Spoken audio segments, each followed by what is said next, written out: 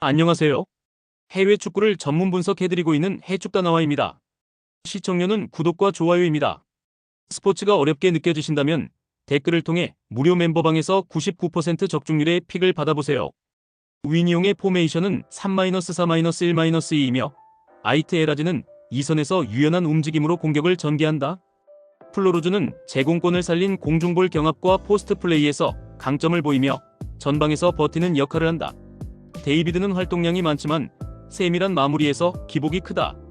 3백 전술 특성상 중원에서 숫자가 부족해질 경우 측면 수비까지 동시에 흔들리며 압박에 쉽게 공간을 내준다. 그래서 상대가 빠른 측면 전환을 활용하면 수비 간격이 쉽게 무너질 수 있다. 아인트호벤은 반본멜과 페리시치를 중심으로 측면 마이너스 중앙 연계가 완벽히 돌아가는 그림을 만들 수 있다. 위니용은 3백 전술의 약점이 드러날 경우 속수무책으로 밀릴 수 있다. 결국 이 경기는 전술적 상성과 공격 완성도에서 앞선 아인트호벤이 주도권을 가져갈 가능성이 크다. 아스날은 4-3-3 포메이션으로 요케레시를 중심으로 전방 압박과 강한 피지컬 싸움을 동시에 건다. 마두에케는 측면에서 드리블과 컷신으로 위협을 만들지만 수비 전환 속도가 늦어 측면 뒷공간이 종종 열리곤 한다. 웨데고르는 2선에서 패스를 풀어주는 지휘관 역할을 맡지만 상대 압박에 고전할 경우 빌드업이 끊기는 장면이 많다. 그래서 아스날은 전방 압박으로 주도권을 줄 수 있으나 최종 수비 라인이 지나치게 전진하다 보니 뒷공간이 불안정하다. 이 불안정한 구조는 빠른 침투형 자원들에게 곧바로 실점 위기로 연결되는 패턴을 노출한다. 이 경기는 전방 압박 vs 뒷공간 침투라는 명확한 구도로 맞선다. 빌바오는 니코 윌리엄스의 빠른 발을 활용해 아스날의 하이라인을 무너뜨릴 수 있다. 마로안 산나디가 중원에서 압박을 버티며 전방으로 연결하는 순간 곧바로 카운터의 기회가 열린다. 아스날은 강한 압박으로 초반 분위기를 잡을 수 있으나 최종 라인의 지나친 전진은 치명적인 약점으로 작용한다. 특히 빌바오가 측면과 뒷공간을 동시에 공략할 수 있다면 아스날의 압박은 오히려 독이 될 수 있다. 그래서 이 경기는 뒷공간 침투에 강점을 가진 빌바오가 주도권을 빼앗아갈 가능성이 높다.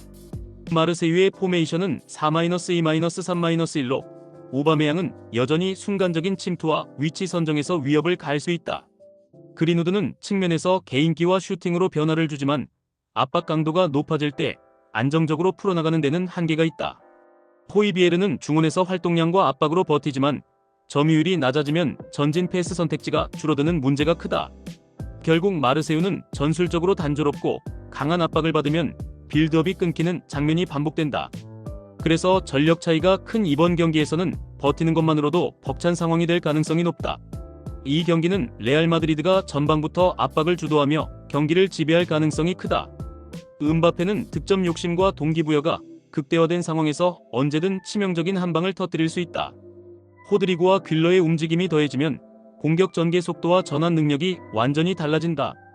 반면 마르세유는 호이비에르의 활동량으로 중원을 버텨내려 하지만 상대 압박 강도 앞에서 한계가 드러날 수 있다. 특히 오바메양과 그린우드가 고립될 경우 공격 전개가 단절되며 수비적으로만 몰릴 가능성이 높다. 결국 전체적인 전력과 심리적 흐름에서 우위에 선 레알 마드리드가 승리를 가져갈 공산이 크다. 카라바흐의 포메이션은 4-2-3-1이며 아쿤자데가 빠른 침투와 압박으로 전방 활력을 불어넣는다. 주비르는 좌측에서 크로스를 중심으로 공격을 시도하지만 최근 경기에서 크로스 성공률이 들쭉날쭉하다. 이안코비치는 중원에서 볼을 간수하며 전환을 시도하지만 강한 압박을 받으면 탈압박 능력에서 흔들리는 장면이 잦다.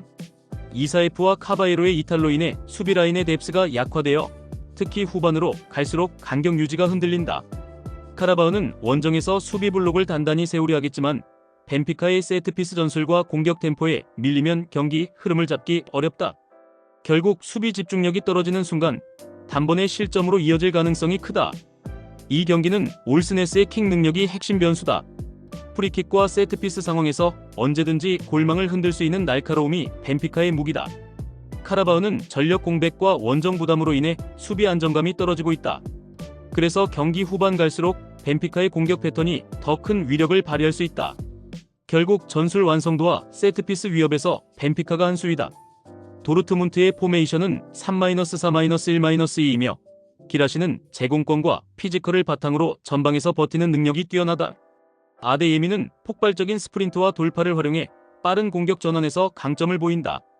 조보 벨링엄은 중원에서의 유연한 패스와 전방 침투로 공격의 흐름을 살리는 자원이다. 하지만 도르트문트는 원정에서 멘탈적 불안과 전술적 집중력 저하가 반복되고 있다. 특히 수비 라인의 간격 유지가 무너지는 순간이 잦아 안정적인 빌드업과 압박 유지가 쉽지 않다. 이 경기는 안정적인 수비 블록을 바탕으로 한 유벤투스의 역습 완성도가 핵심이다. 도르트문트가 원정에서 집중력을 잃고 흔들릴 경우 유벤투스의 빠른 전개가 치명적인 무기가 될 수 있다.